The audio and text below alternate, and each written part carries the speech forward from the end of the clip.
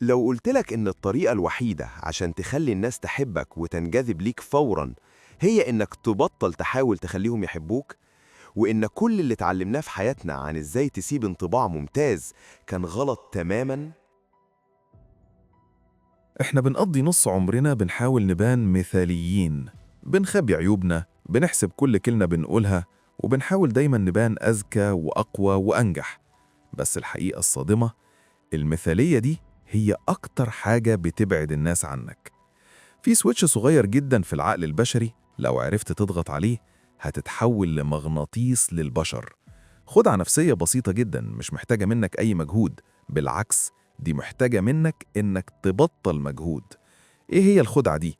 وليه العقل البشري متبرمج إنه يعشق اللي بيعملها؟ ركز معايا في الدقايق اللي جاية، لأن اللي هتسمعه دلوقتي هيغير طريقتك في التعامل مع الناس للأبد. فكر كده للحظة، مين هو أكتر شخص في حياتك بتحس براحة نفسية وانت قاعد معاه؟ هل هو شخص مثالي؟ ما بيغلطش؟ كلامه كله مترتب كأنه بيقرأ من كتاب؟ غالباً لأ. على الناحية التانية، لما بتقابل شخص كامل بزيادة، شخص لبسه مفيش فيه غلطة، كلامه دايماً صح وناجح في كل حاجة، بتحس بإيه؟ يمكن تنبهر بيه في الأول، بس في نفس الوقت بتحس بضغط. بتحس إنك لازم تفضل شادد طول الوقت عشان تكون على نفس المستوى. العقل البشري يا صديقي بيترجم الكمال على إنه تهديد. الشخص المثالي بيفكرنا لا شعورياً بنواقصنا وعيوبنا إحنا. وهنا بتيجي اللحظة اللي لازم نسأل فيها، أمال إيه اللي بيقرب الناس لينا؟ عشان أجاوبك على السؤال ده هسافر بيك لجامعة تكساس في الستينات. عالم النفس الشهير إليوت أرونسون عمل تجربة غريبة جدا غيرت مفاهيم علم النفس الاجتماعي. جاب مجموعة من الناس وسمعهم تسجيلات صوتية لطلاب بيعملوا مقابلة شخصية. الطالب الأول كان مثالي، جاوب على كل الأسئلة صح بنسبة 90%، وكان بطل رياضي وشخصية قيادية مبهرة. الطالب التاني كان عادي جدا، جاوب نص الأسئلة صح وما كانش عنده أي إنجازات تلفت النظر. طبعا لما سألوا الناس مين عجبكم أكتر، الكل اختار الطالب المثالي. طبيعي جدا صح؟ بس أرونسون ما خلصش تجربته هنا. عمل خدعة صغيرة جدا، خلى الطالب المثالي في نهاية التسجيل الصوتي يوقع كوباية القهوة على نفسه بالغلط ويقول بصوت مسموع: يا خبر، أنا دلقت القهوة على بدلتي الجديدة. تفتكر إيه اللي حصل لتقييم الناس ليه؟ هل قالوا عليه غبي؟ هل قلت هيبته؟ العكس تماماً هو اللي حصل. نسبة إعجاب الناس بالطالب المثالي زادت بشكل جنوني بعد موقف القهوة. اتحول من مجرد شخص ناجح لشخص محبوب جداً.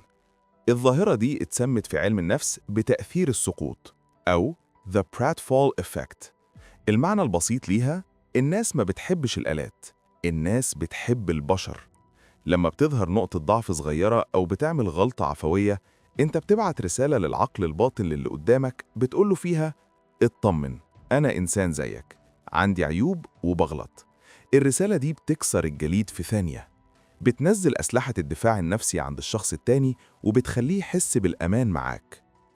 الكمال بيخلق مسافة، بس الهشاشة والضعف الإنساني بيخلقوا جسر. طيب، هل ده معناه إنك تمشي تدلق القهوة على نفسك في كل ميتنج عشان الناس تحبك؟ أو إنك تبان غبي ومش فاهم حاجة؟ لا خالص، وهنا التركاية اللي بيقع فيها ناس كتير. تأثير السقوط بيشتغل، بس ركز في دي كويس، بيشتغل بس لو انت أصلا شخص كفء وشاطر في العادي. يعني لو انت شخص مجتهد وشاطر في شغلك أو دراستك وعملت غلطة بسيطة أو اعترفت إنك مش عارف معلومة معينة، ده بيضاعف جاذبيتك، بيخليك شاطر ومتواضع. لكن لو شخص أصلا مستواه ضعيف ومش مهتم وعمل نفس الغلطة، الناس هتشوفه غير مسؤول.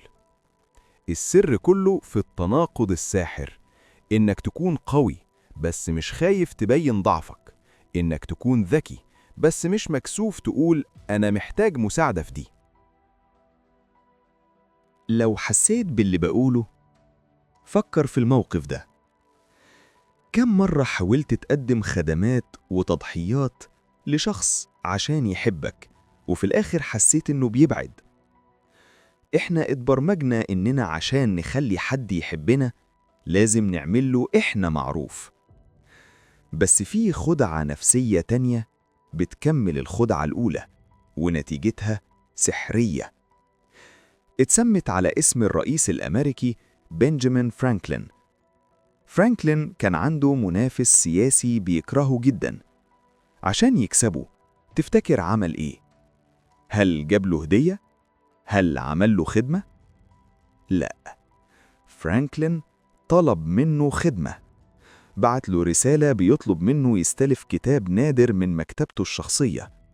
الراجل استغرب بس بعت الكتاب.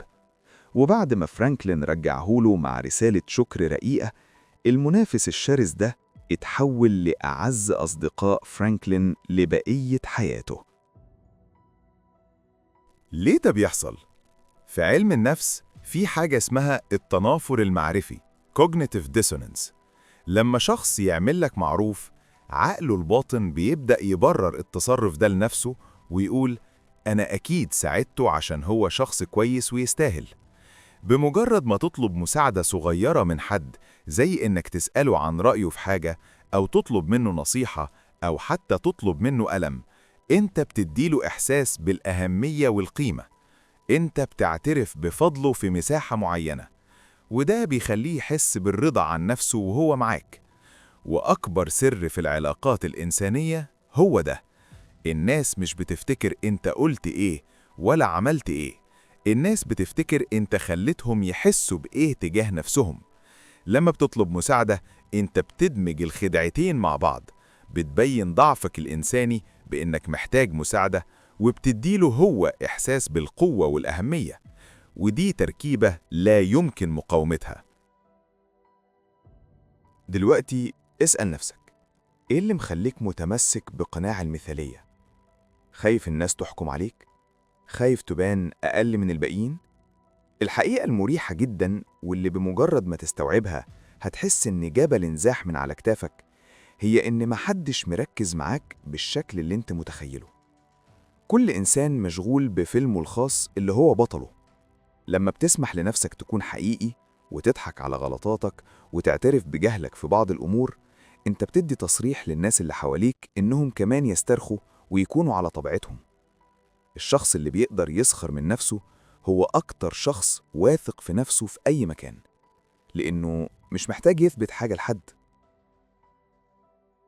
عشان كده التحدي بتاعك بعد ما تقفل الفيديو ده بسيط جدا. بكرة وانت في الشغل أو في الجامعة أو وسط أصحابك، جرب تبطل تمثيل. لو ما تعرفش حاجة قول بمنتهى الثقة تصدق معرفش، ما تيجي ندور عليها. لو اتلخبطت في الكلام اضحك وقول أنا بهيس شكلها فصلت شحن. اطلب نصيحة من حد في حاجة هو شاطر فيها. اسمح لنفسك تبان إنسان. أقوى درع ممكن تلبسه في مواجهة الناس هو إنك تقلع الدرع خالص. في النهاية يا صديقي، الناس ممكن تنبهر بنجاحك، ممكن تسقف لإنجازاتك، بس عمرهم ما هيحبوك بجد إلا لما يشوفوا إنسانيتك. عيوبك ولحظات ضعفك وتفاصيلك العشوائية اللي بتحاول تخبيها، هي دي البصمة الحقيقية اللي بتميزك. هي دي اللي بتخليك أنت. ما تخافش تكون مش كامل، لأن في عدم كمالك بيكمن سحرك الحقيقي. لو الفيديو ده لمس حاجة جواك أو خلاك تفكر في طريقتك مع الناس، ما تنساش تعمل لايك وتشير الفيديو مع شخص بتحب قعدته عشان هو دايما على طبيعته. واشترك في القناة عشان لسه في أسرار كتير جوه العقل البشري هنكتشفها سوا. أشوفك الفيديو الجاي. سلام.